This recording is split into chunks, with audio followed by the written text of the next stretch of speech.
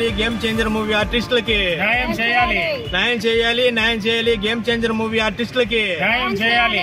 శంకర్ గారి ఆధ్వర్యంలో మేము షూటింగ్ చేశాము గేమ్ చేంజర్ మూవీకి.